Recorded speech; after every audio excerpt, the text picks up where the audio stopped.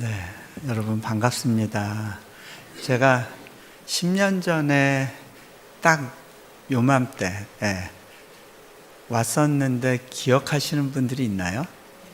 네, 그때 참 어려운 때였는데 그때 제가 그 첫날만 말씀 전하고 이제 병원 응급실에 실려가느라고 그 말씀을 계속 이어서 못 전했었어요. 그래서 그거에 대한 좀 죄송한 마음이 많았어요. 그래서 이 앞을 지날 때마다 그때 생각이 나서 내가 빚을 졌는데 이런 느낌이었어요. 근데 이번에 한국 나오게 되면서 이렇게 연결이 돼서 집회 요청이 왔을 때 그때 빚을 갚아야 되는 것 같다라는 생각이 들어서 기도를 했는데, 원래는 이제 좀 제가 막 지방 일정도 있고 뭐 이렇게 왔다 갔다 하는 게 좀 타이트하겠다 싶어서 좀 자신은 없었어요. 근데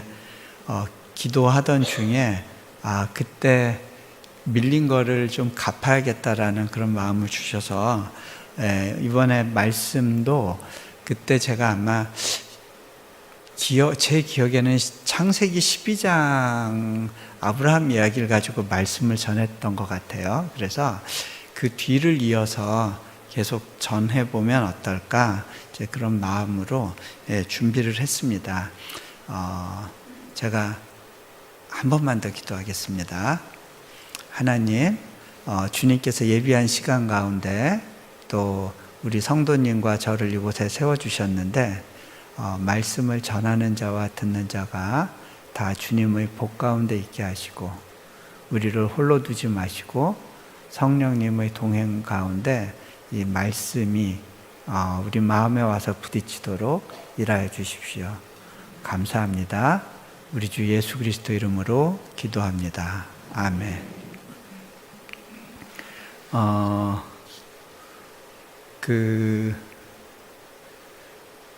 아브라함이 하나님께서 떠나라고 하셨을 때 갈 바를 알지 못하는 가운데 결국 순종하는 마음으로 가나안 땅으로 들어왔습니다. 그래서 그곳에서 사는 동안 이제 아브라함은 하나님의 약속을 붙잡고 살았어요. 그런데 그 약속이 그 즉시 이루어지면 얼마나 좋겠습니까? 오랜 시간을 기다려야 됐어요. 이것이 하나님께서 한 인생을 세우셔서 그 택한 인생과 함께 동역하며 일해 가시는 방법인 거를 저는 이제 제 삶 가운데서 많이 경험을 했습니다. 저희 경우에도요, 몽골에서 잘 생활하고 있었는데 어느 날 하나님께서 몽골에서의 사역을 정리하라고 말씀을 주셨어요. 어떻게 주셨나 많이 궁금하실 수 있는데 그것과 관련해서는 제가 다른 시간에 좀 이야기를 할 수 있는 시간이 있지 않을까 싶어요. 근데 그때 하나님이 주신 감동 가운데 몽골 땅을 떠나라고 말씀을 주셨고, 그러면 하나님 제가 어디로 가야 됩니까? 물었을 때 갈 바는 알려주시지 않았습니다. 그런 가운데 이제 떠나라고만 하셨고 그 말씀에 대해서 이제 순종을 했습니다. 실은 몽골이 굉장히 사역하기에는 이미 편한 곳이 됐고 거기서 계속 이렇게 사역을 키워가면 되겠다라고 생각했던 그때 하나님의 방법은 저를 그곳에서 이제 분리해 내시는 거였어요. 그리고 나서 어디로 가야 될지 갈 바를 알지 못하고 있었는데 하나님께서는 저에게 인도네시아 땅을 보여주셨고 인도네시아에서 대학 세우는 일로 부르셨다는 것을 이제 확인하게 됐습니다. 거기 인도네시아에서 2012년 이제 9월에 들어가서 가자마자 이제 언어 과정에 입학을 해서 한 학기 언어를 배웠습니다. 그리고 나서 이제 수술할 부분이 있어서 한국에 나오게 됐는데, 그때 맞춰서 이제 여기 남서울 비전교회하고 집회 약속이 됐던 걸로 그렇게 기억을 합니다. 근데 그 수술과 관련된 이야기를 조금만 말씀드리면요. 제가 몽골에서 사역을 정리하고 이제 안식년을 1년 동안 가질 생각으로 잠시 한국에 나왔을 때 이제 그 종합검진을 받게 됐습니다. 그런데 그때 췌장에 혹이 있다는 사실이 이제 발견됐어요. 췌장은 굉장히 위험한 부분이고, 그것이 암이 되는 경우에는 이제 치사율이 너무 높기 때문에 의사 선생님도 좀 긴장을 하면서 경과를 좀 봅시다 그랬어요. 그리고 이제 제가 미국에 가서 안식년을 하는 동안에 아이가 한 명 더 생기고, 아이를 이제 넷을 데리고 이제 인도네시아로 들어가면서 한국에 잠시 들러서 이제 경과를 봤는데, 그때 이제 인도네시아 들어가기를 앞두고 이제 그 검사한 결과로는 이 췌장의 혹은 반드시 제거해야 됩니다. 그대로 두면 곧바로 암으로 전이될 가능성이 매우 높은 종양입니다. 이런 판단을 받게 됐어요. 좀 마음이 어려웠습니다. 왜냐하면 병원에서 제안하는 수술 방법은 췌장을 절반 이상 절개를 해야 되는데, 그렇게 절개를 하면 비장과 몇몇 장기들을 이제 또 정리를 해야 되는 거예요. 그렇게 되면 풍토병을 이길 수 있는 면역력을 갖지 못하게 됩니다. 그러면 인도네시아에서의 사역 자체가 불가능하겠죠. 제가 실은 이 수술과 인도네시아 건을 가지고 미국에 가 있는 동안 종종 기도를 하곤 했었어요. 특별히 인도네시아 사역이 주님, 하나님이 주신 사역이 맞습니까? 그곳으로 가는 게 맞습니까? 하나님께 기도하던 중에 어느 이제 그 미국의 그 대학생들을 위한 집회에 이제 강사로 참여하게 됐는데, 그때 말씀을 전하러 오신 분 중에 이제 김하중 장로님이라는 분이 계셨어요. 제가 이제 그 기간 기도하는 중에 하나님이 주신 마음은, 제가 말씀을 전하러 이 자리에 온 게 아니라 하나님의 말씀을 들어야 할 것이 있어서 이 자리에 왔다라는 마음이 있었어요. 그래서 매 시간 집회 때마다 귀를 쫑긋하고 하나님이 혹시 내게 주실 말씀이 무엇인가를 이렇게 예민하게 반응하면서 이제 보내다가, 그 강사분들 모인 자리에서 혹시 저를 위해서 기도해 주실 분들이 계신가요? 제가 그 기도가 필요합니다 하면서 이야기를 나눴을 때, 그때 김하중 장로님께서 저를 위해서 기도해 주시기 위해서 골방에 들어가셨어요. 그리고 한동안 기도하시다가 이제 그분은 이제 기도 편지를 항상 써갖고 오세요. 기도 편지를 접어갖고 이제 봉투에 넣어갖고 오셔서 저한테 물으셨어요. 선교사님, 어디로 떠나게 하신다고 그러시네요? 그래서 제가 예, 실은 저 몽골 사역을 정리하고 나왔습니다. 하나님이 새로운 곳으로 보내신다고 그러시네요. 네, 실은 제가 인도네시아 사역을 놓고 지금 하나님께 뜻을 구하면서 기도하고 있습니다. 그랬더니 이제 그분이 하시는 말씀이, 거기에서 도울 자들을 붙여주실 겁니다. 그런데 선교사님 혹시 건강에 문제가 있으신가요? 하고 물어보셨어요. 실은 제가요, 췌장에 혹이 있어서 이것을 좀 제거할 제거가 자연적으로 되면 너무 좋겠다 싶어서 기도하고 있습니다. 그랬더니 그게 이 내용이군요. 그런데 이제 그 기도 편지를 보니까 이제 내가 너를 떠나게 할 거고 새로운 곳으로 보낼 거다. 도울 자들을 붙일 거다. 그 다음에 있는 말씀이 건강에 어려움이 있을 테니 건강에 특별히 유의하라라는 그런 말씀이 그 안에 있었어요. 근데 제가 마음으로는 알겠는데 머리로는 좀 이해가 안 된 부분이 있었습니다. 여러분 생각해 보세요. 하나님은 제가 아프기를 원하지 않으니까 건강에 유의하라는 그런 메시지를 주셨겠죠. 그렇죠? 근데 아플 거라는 거예요. 근데 하나님은 고쳐주실 수 있는 분이잖아요. 제가 아프길 원하지 않으면 고쳐주시면 되잖아요. 그런데 아프길 원하진 않지만 아플 거라는 거죠. 네. 여러분, 하나님이 우리 인생 가운데 개입하실 때요, 하나님은 우리 삶에서 정말 좋은 걸 주길 원하세요. 하지만 주실 수가 없어요. 능력이 없어서가 아니에요. 우리 안에 어떤 변화를 원하시는 거죠. 우리가 그걸 통해서만 경험할 수 있는 성장이 있는 거예요. 자,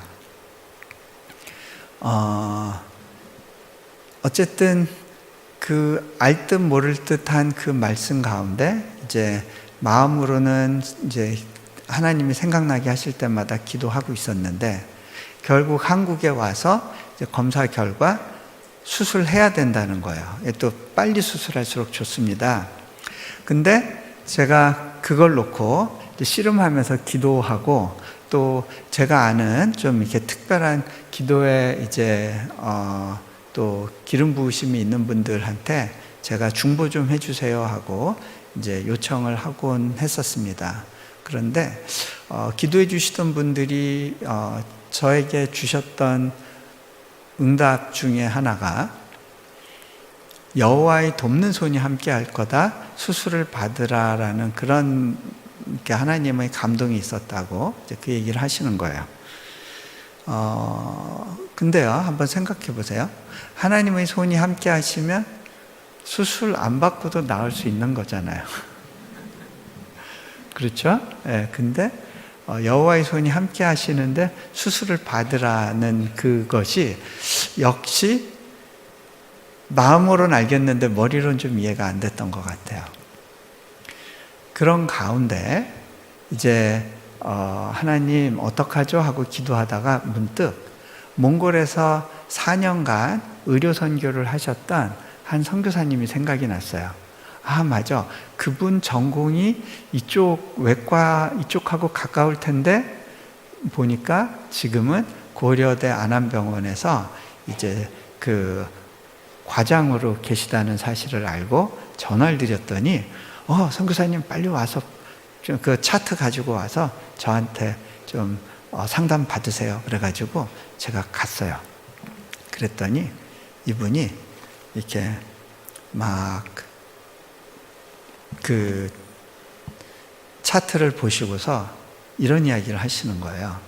선교사님, 제가 이런 류의 수술은 그 복강경 수술로는 세계 기록을 보유하고 있습니다. 나름대로 그래도 괜찮은 실력을 갖고 있는 사람인데 선교사님은 일반적으로는 이 췌장을 절개하라고 이야기를 할 텐데 그러면 인도네시아에서의 사역이 불가능하기 때문에 어떻게든 어렵지만 췌장을 많이 자르지 않는 쪽으로 좀 수술을 하면 좋겠습니다. 그런데 실은 그 수술은요, 의사에게 부담이 굉장히 많은 수술이에요. 잘못될 가능성이 있어요. 환자에게는 최적이지만 이거는 잘못 수술하다가 췌장관이 새거나 그러면 그 대형 사고가 나기 때문에 일반 의사들은 그런 모험을 하려고 하지 않죠. 그런데 이분이 한번 저도 기도하면서 최선의 방법을 찾아보겠습니다. 그러면서 책을 한 권 선물로 주시는데, 그분이 얼마 전에 그 펴낸 이제 자서전적인 간증집인데, 책 제목이 나를 도우시는 하나님의 손이었어요. 하나님의 손이 나를 도울 거라고 하셨는데, 이게 그 내용이구나. 그러면서 제가 이제 그분한테는 떠남이라는 책을 선물로 드렸어요. 예. 예. 자, 그런데 그리고 나서 이분에게 수술을 받아야겠다 생각이 들었고, 이제 인도네시아로 가서 한 학기를 마치고 이제 수술 받으러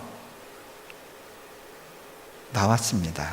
12월 중순에 수술을 했는데, 이 스쿱이라고 그 혹만 제거하는 수술을 했는데, 너무너무 수술이 잘 됐다고 의사 선생님도 좋아하시고, 한 20일 정도면 이제 상처가 아물게 될 거고 퇴원해도 될 수 있습니다. 그랬는데요. 근데 분명히 여호와의 손이 함께 한다고 하셨는데 여러 가지 컴플리케이션이 오면서 몸이 많이 힘들었어요. 네.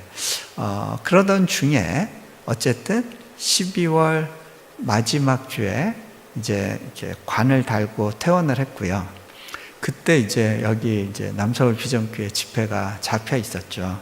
그래서 그 첫날, 그때가 12월 31일이 아니었나 싶은데 말씀을 전하러 왔는데, 그때 제가 서 있지를 못해서 아마 의자에 앉아서 기대서 이렇게 옷으로 이렇게 관 같은 걸 다 가리고 그러고 말씀을 전했던 것 같아요.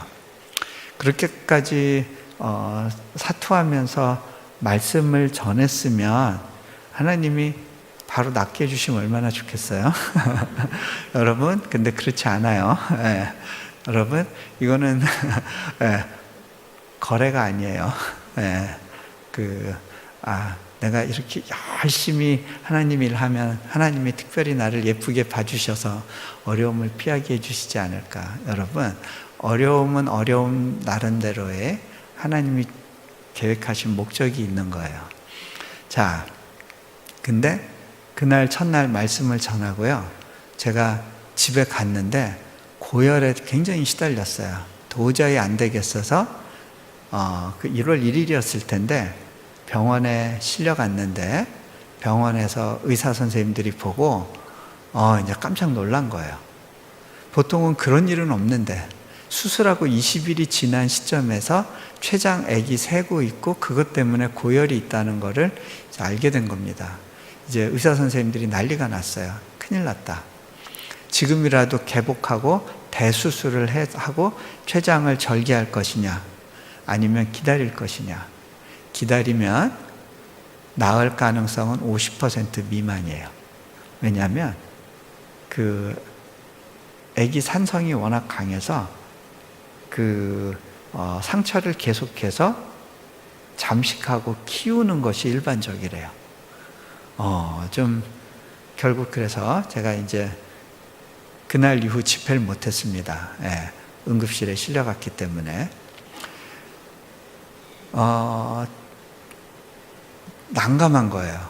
아내와 아이들은 다 인도네시아에 있고 저만 혼자 나와서 수술을 받았는데 인도네시아 갈 수도 없고 언제 돌아갈지도 모르고 그런 가운데 이제 금식하면서 그냥 기다리는 수밖에 없었습니다. 어느 날 저는 처음엔 그렇게 기도했어요. 하나님의 뜻이 온전히 이루어지길 원합니다. 하나님의 뜻이 어디에 있든지 저를 통해서 그 뜻이 이루어지도록 주님 인도해 주세요. 처음에는 그렇게 기도했어요. 그 시기에 저희 아내는 이제 인도네시아에서 그 소식을 듣고서 마음이 너무 황망한 가운데 이제 새벽 기도를 계속 나가면서 새벽마다 하나님께 우리 이용규 선교사 살려내라고 살려주라고 그렇게 하나님 살려주시지 않으면 우리 이 사역 못한다고 그렇게 이제 기도를 했어요. 여러분, 하나님 뜻대로 되기를 원합니다 하는 기도와 무조건 살려내세요 하는 기도 가운데 뭐가 맞을 것 같으세요? 어느 기도가 맞을 것 같으세요? 네. 저는 그래도 하나님께서 뜻이 있겠지, 하나님의 계획이 온전히 이루어지게 해주세요 하고 처음에 그렇게 기도했는데요. 시간이 지나는 가운데 제가 어느 날 다윗의 시편을 읽는데 다윗이 자기 마음속에 있는 걸 막 다 토해내면서 원색적으로 기도하더라고요. 저 원수들을 다 짓이겨달라고 이렇게 호소하면서 기도하는 장면, 그 원색적인 기도를 보면서 갑자기 눈물이 팍 터지면서 제가 이렇게 기도했어요. 하나님, 저 실은 좀 무서워요. 저 좀 살려주세요. 저 좀 살려주세요. 이렇게 기도를 하게 되더라고요. 이게 나의 진짜 솔직한 기도였구나 싶었어요. 그런데 저희 아내는요, 무조건 살려주세요 하고 기도를 했는데 기도가 끝나고 집으로 돌아가는 길에 혹시나 싶은 생각이 드니까 마음이 복잡해지는 거예요. 다시 마음을 추스리고 막 기도를 했어요. 막 기도할 때는 마음이 편안했는데 다시 일상으로 돌아가면 혹시나 라는 생각이 올라오니까 마음이 확 가라앉는 겁니다.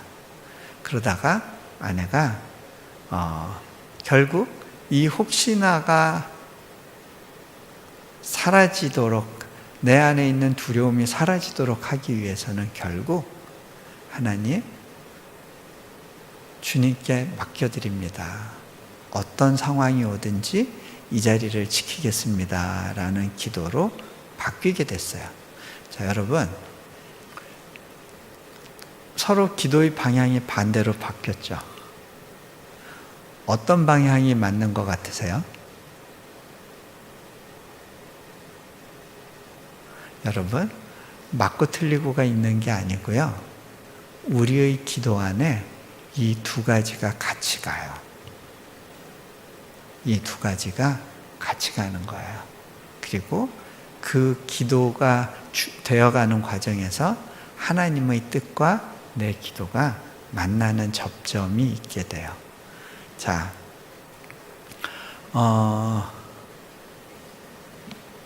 제가 병원에 입원해 있는 동안 그 와중에도 기도받으러 오는 분들이 있었는데 참 재밌는 게요, 기도 받는 분들은 기도에 응답이 있어요.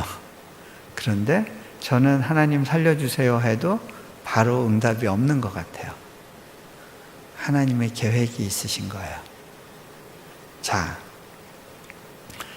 여러분, 오늘 말씀해 보면요, 아브라함이 가나안에 순종해서 가서 거기서 처음 만난 건 기근이었어요. 그렇죠? 하나님은 약속을 주셨는데 그 약속이 이루어지는 과정에서 아브라함은 기근을 만났어요. 자, 그리고 아이를 주시고 그 아이를 통해서 후손을 있게 하시겠다고 약속을 주셨죠. 그 후손이 별과 같이 많고 바다의 모래같이 많게 하겠다고 약속을 주셨어요. 하지만 그 약속은 언제 이루어질지 모르고 그 기한은 하나님만이 아시는 가운데 아브라함은 계속해서 기다려야 했어요. 그것이 아브라함에게 쉬운 일은 아니었을 거예요. 하나님께서는요, 아브라함에게 몇 번이고 찾아오셔서 그 약속을 확인시켜 주세요.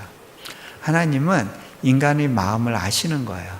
한 번 약속으로 우리가 그 약속을 끝까지 신뢰하지 못하는 걸 아시기 때문에 아브라함을 돕기 위해서 하나님이 찾아오세요. 오늘 이 말씀도요, 심란해하고 막연하게 자신의 소망이 사라져가는 아브라함에게 하나님이 찾아오셔서 다시 한번 컨펌을 주시는 거예요. 자, 아브라함이 이 일이 있기 전에 룻을 구하기 위해서 세계 대전 가운데 그 두 그룹들이 큰 전쟁을 치렀는데, 그 전쟁을 치르고 이긴 쪽에서 이제 롯을 잡아가지고 도망가니까 그들을 쫓아가서 격퇴하는 일이 있었어요. 그 소수의 인원으로 전쟁에서 승리한 대국을 상대로 전쟁을 벌이고 롯을 탈취해 오죠. 나름대로는 참 큰 승리를 맛봤지만 아브라함은 너무너무 두려웠을 거예요. 그 두려워하는 가운데 아브라함이 하나님을 만나게 됩니다. 하나님이 말씀하시죠. 아브라함아, 두려워하지 말아라. 나는 너의 방패요 너의 지극히 큰 상급이다. 두려워하지 말아라. 자, 실은요, 하나님만 믿고 길 떠난 삶 가운데 낙동강 오리알이 된 것 같은 느낌이 드는 상황에서 두려움이 찾아오더라고요. 네, 병원에서 그랬어요. 그런데 결국 하나님께서 그 췌장이 아물도록 해주셨고, 그래서 아무런 재수술 없이 다시 무사히 인도네시아로 돌아갈 수 있었습니다. 그런데요, 인도네시아에 돌아가서 뭐가 정리된 게 아니고요. 이제 현실을 대면해야 됐는데, 그 시기에 저는 대학을 세우기 위해서 인도네시아에 갔다고 믿었는데, 그때 교육부가 모라토리움을 선언했다는 걸 알게 됐어요. 그건 무슨 모라토리움이냐면, 앞으로는 더 이상 신규 대학 허가를 해주지 않겠다. 더 이상 신청을 받지 않는다라고 선포를 한 거예요.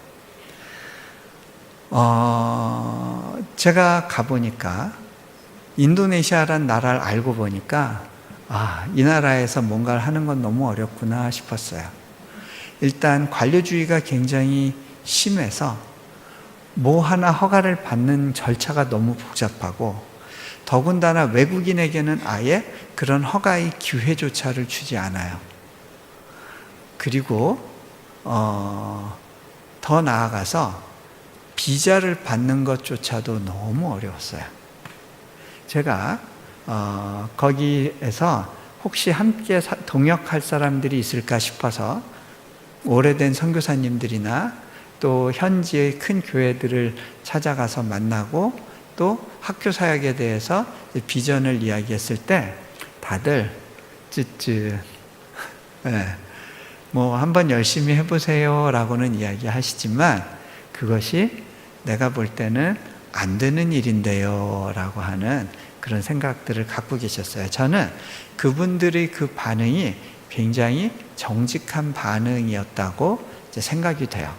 제가 봐도 이 사역은 전혀 가능하지 않은 사역이었어요.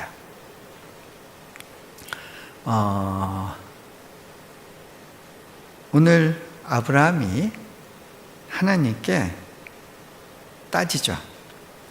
주 여호와여, 무엇을 내게 주시려 하나이까? 아이 주시겠다고 했잖아요. 근데 나의 상급이라 그러시고 나의 방패라 그러시는데 정말 주실 게 뭐가 있습니까? 저는 아직도 자식이 없습니다. 저는 그래서 이 나의 종으로 있는 다메섹 사람 엘리에셀, 이 사람을 양자로 입양해서 이 사람을 통해서 후사를 이을 수밖에 없습니다. 하나님한테 삐졌어요. 그리고 하나님, 당신의 약속이 그대로 이루어지진 않을 테니까 하나님 좀 민망하실 수 있잖아요. 내가 해결책을 드릴게요 라고 제시를 한 거예요. 제가 인도네시아에 있는 동안에 하나님이 그런 마음을 주셨어요. 이제 너는 당분간 몽골에 가지 못한다. 제가 생각해 보면요, 그 시기에 몽골에서는 하루하루 바쁘게 지낼 수 있었거든요. 근데 인도네시아에서는요, 언어 배우는 거 외에는 할 일이 없는 거예요. 물론 여러 가지 조사하고 그러지만 제가 아침에 일어났을 때 오늘은 우리 사역자들하고 뭘 하지? 할 게 생각이 나지 않고 그런 시간들이 있었어요.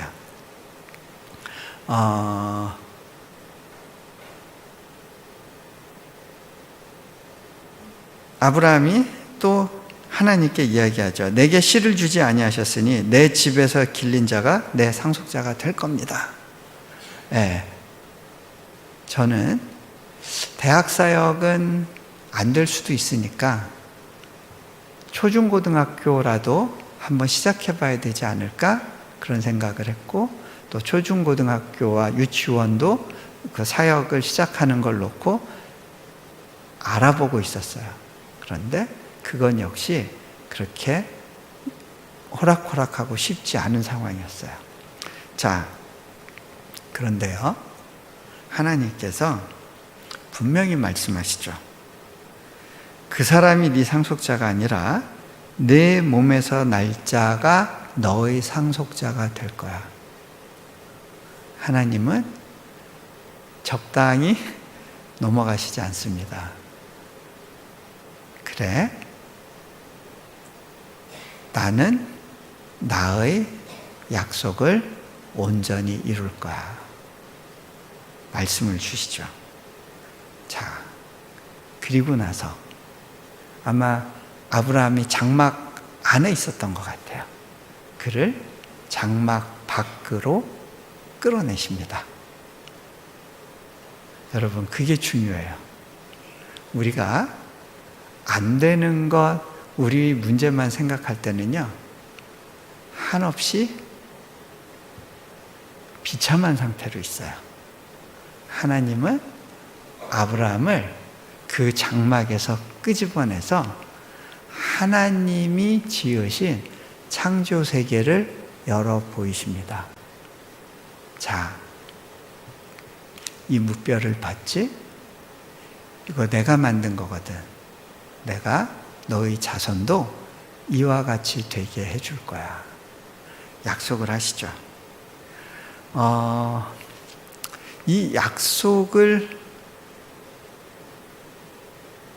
이 약속이 아브라함에게 믿어졌어요.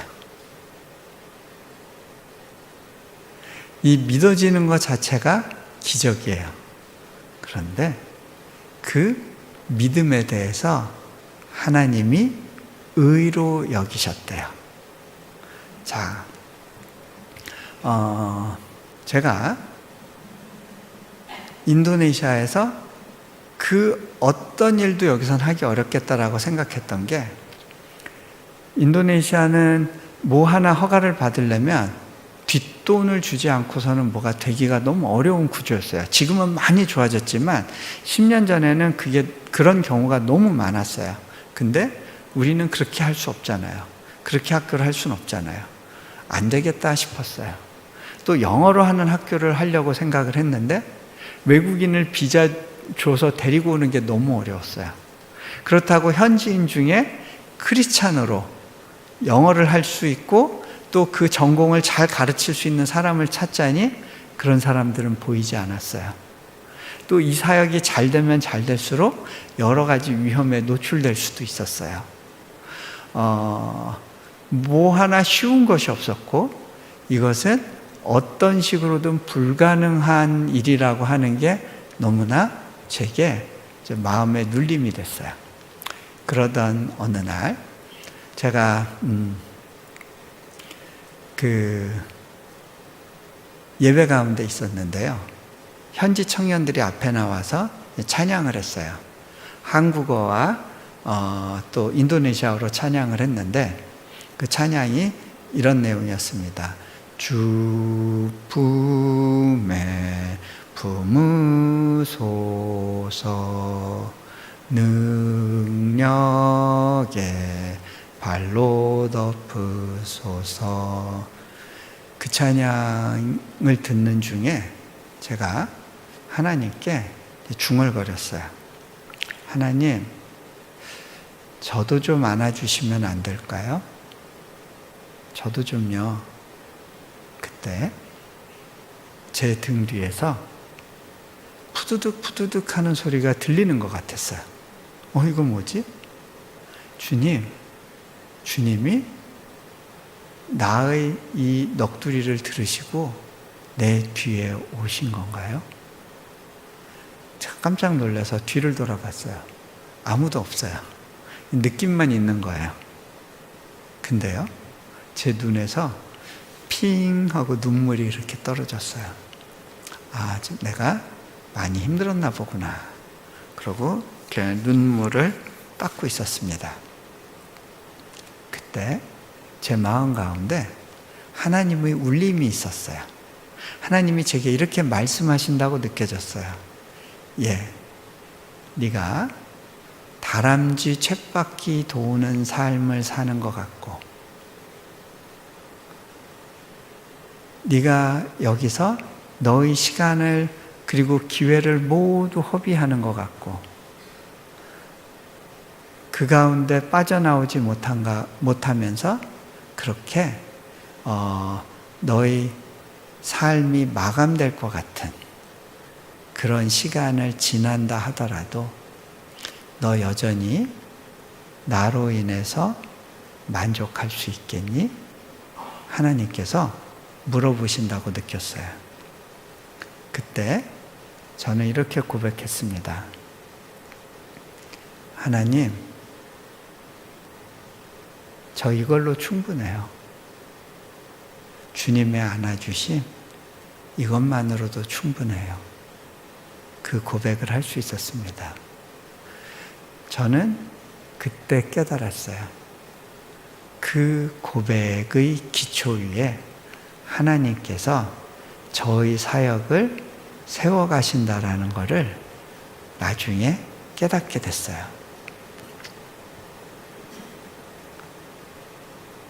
우리가 이루는 그 어떤 것이 중요한 것이 아니라 하나님의 약속에 대한 믿음의 고백, 그것이 본질이구나라는 걸 느꼈어요. 그 다음부터는요, 제가 학교 사역을 하면서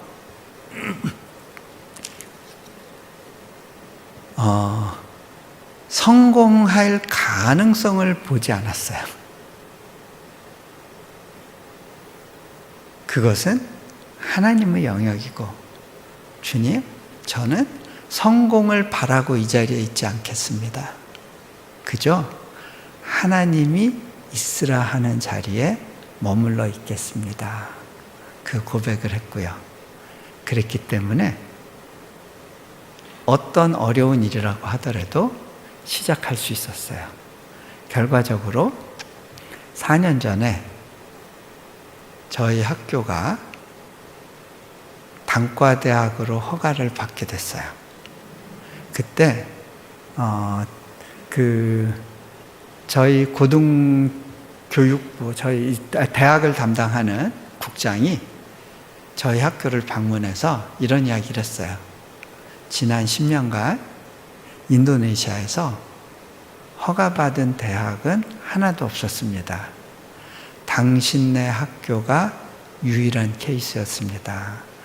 이것은 특별한 혜택이고 배려인데 그만큼 우리 교육부가 당신들 학교에 대해서 기대하고 있기 때문입니다. 라는 그런 말을 해주고 갔어요.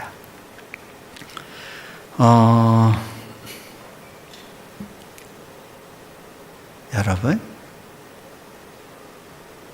아브라함이 아이를 갖느냐 안 갖느냐, 그것이 아브라함에겐 중요한 문제지만 하나님에게 있어서 더 본질적이고 중요한 것은요,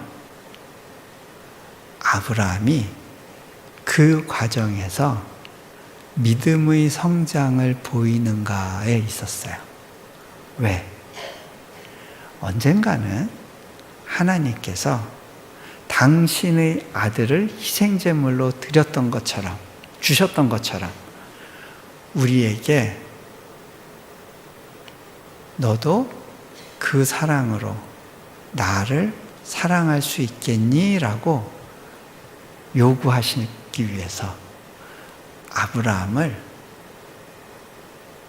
믿음의 조상으로 세우시면서 그 단계까지 아브라함의 믿음이 자라기를 기다리셨던 거죠. 하나님의 입장에서, 아브라함의 입장에서는 하나님, 내가 도대체 언제까지 기다려야 돼요? 했지만 하나님 입장에서는 나는 지금 너를 기다리고 있단다. 그렇게 말씀하시는 거라고 생각됩니다. 자,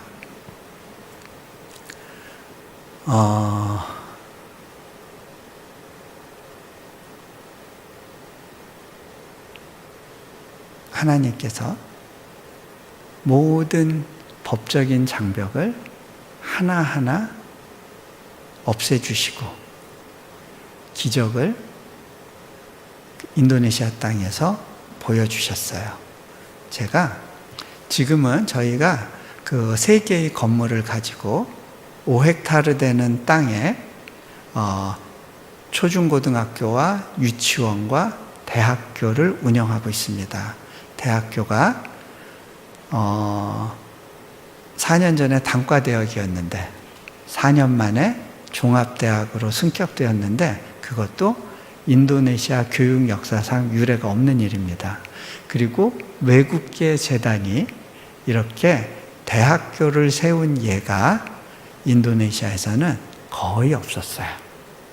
하나님께서 더군다나 우리 학교에 초, 중, 고등학교, 대학교 교원들과 직원들 전원을 크리스찬으로 보내주셨고 그들과 함께 선교사들이 학생들을 영어로 양육하는 일을 하고 있어요. 돌아보면 이 일이 가능하기까지 도대체 몇 가지의 기적이 필요했을까? 어떻게 초중고등학교를 기독교 교육을 할 수 있는 학교로 세계 최대의 무슬림 국가에서 이거를 허락하셨을까? 여러분, 100세의 아이를 낳는 것도 기적이지만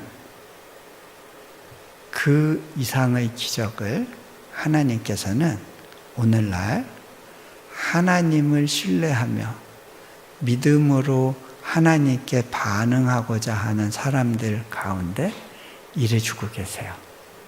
우리가 단지 너무 익숙한 환경 속에서 너무 예측 가능한 일들에 맞춰서 살아가다 보니까 그게 나쁜 건 아니죠. 하지만 그렇게 살아가는 삶 가운데에서는 우리가 하나님의 기적을 보는 것이 너무 어려울 수 있습니다. 하나님은 오늘날에도 또 한 명의 아브라함을 찾으시고 그에게 익숙한 환경에서 떠나서 하나님을 신뢰함으로 하나님 한 분과의 만남을 위해서 다른 것들을 정리할 수 있고 그리고 그분을 전적으로 신뢰하며 자신의 인생을 걸고 그렇게 나아가는 사람들의 삶 가운데 신실하게 일해 주십니다. 그리고 그렇게 믿는 것, 이거는 아브라함 스스로 결정한 것은 아닐 거예요. 믿어지는 건데요. 이 믿어지는 것이 기적이더라고요. 그런데 그 믿어짐을 통해서 하나님께서 그를 의롭다 하실 뿐만 아니라 그 다음 단계의 계획을 이루어 가시는 것을 저는 또 인도네시아에서 경험할 수 있었습니다.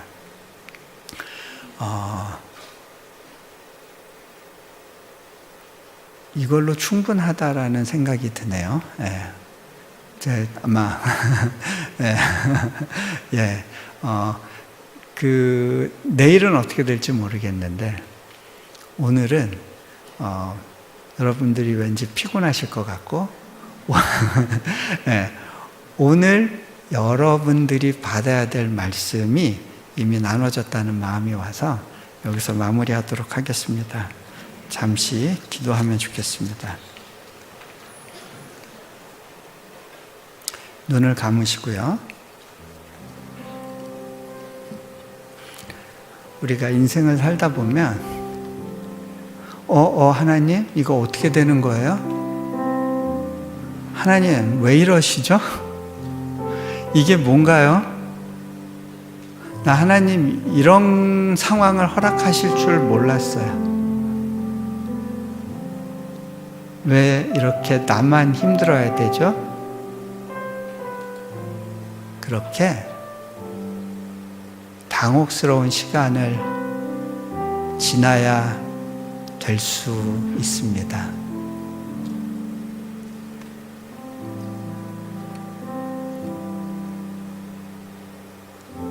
하나님, 내가 열심히 믿었는데요. 열심히 섬겼는데요. 정말 하나님, 버리고 가라고 그래서 버리고 또 가봤고,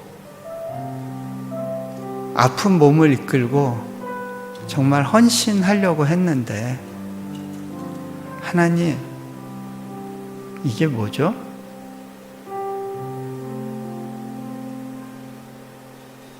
당혹스러워요. 그런 마음을 갖고 계신 분들이 있을지 모르겠습니다. 하나님, 내가 원했던 건 이게 아닌데요.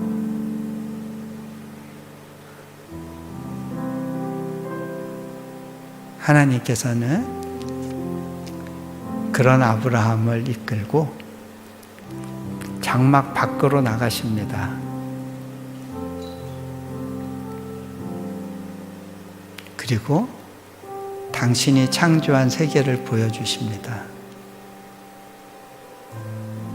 그리고 그분의 약속을 상기시켜 주십니다. 하나님의 약속에 대한 기억이 쓰러져 갈 때 주님은 여러분을 찾아오셔서 말씀하실 겁니다. 두려워 말아라. 내가 너의 방패요 너의 상급이란다.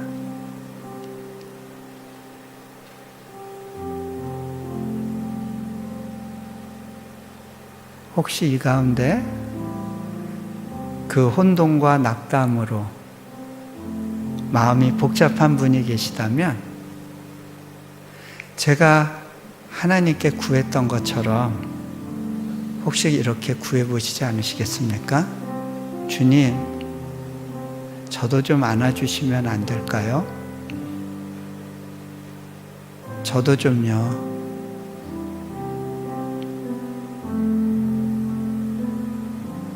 그분이 찾아오셔서 여러분 뒤에서 날개짓 하시며 여러분을 품으신다고 느낄 때 놀라운 것은요,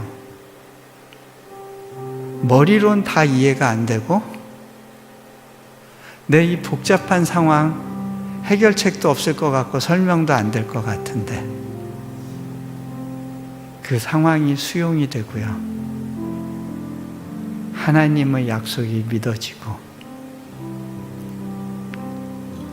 그분을 향한 신뢰가 더 커질 수 있고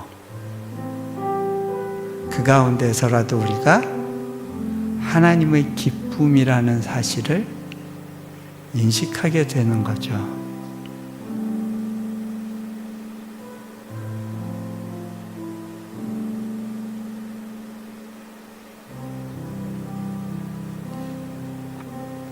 이 시간 잠잠히 하늘 그분과 대화해 보시지 않으시겠습니까? 주님, 내 마음 아시죠? 내 상황 아시죠? 그렇게 한 1, 2분 조용히 그분과 대화하는 시간 가지시기 바랍니다.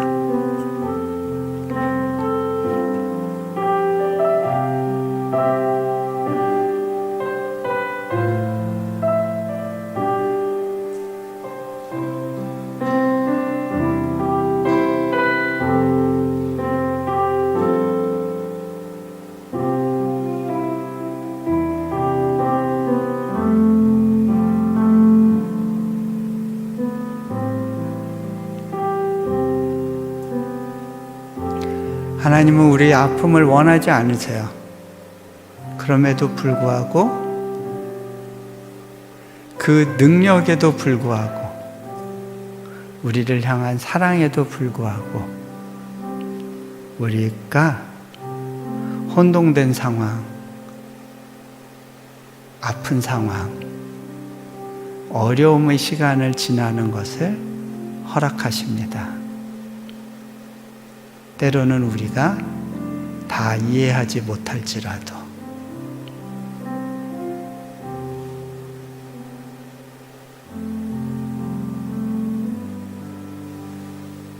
그리고 그 기다림을 통해서 믿음이 완성되어 갑니다. 그분을 신뢰하여 하나님이 주신 가장 좋은 선물을 주님, 내가 이것도 기꺼이 돌려드릴 수 있습니다.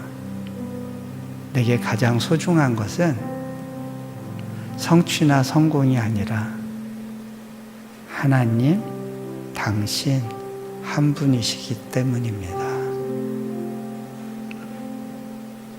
마무리 기도하겠습니다. 하나님 감사합니다.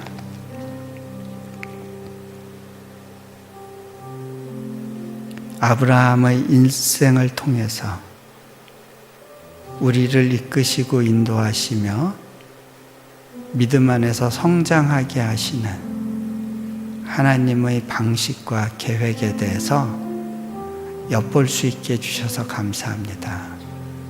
주님, 또 이 땅에서 이 시간 힘겹게 살아가는 또 다른 아브라함들에게 주님의 위로와 또 하나님의 약속이 믿어지는 그 놀라운 역사가 있게 하여 주옵소서. 그것이 온전히 이루어지는 것들을 또 우리 삶 가운데서 보게 하실 것으로 인하여 또 감사합니다. 우리 주 예수 그리스도 이름으로 기도합니다. 아멘.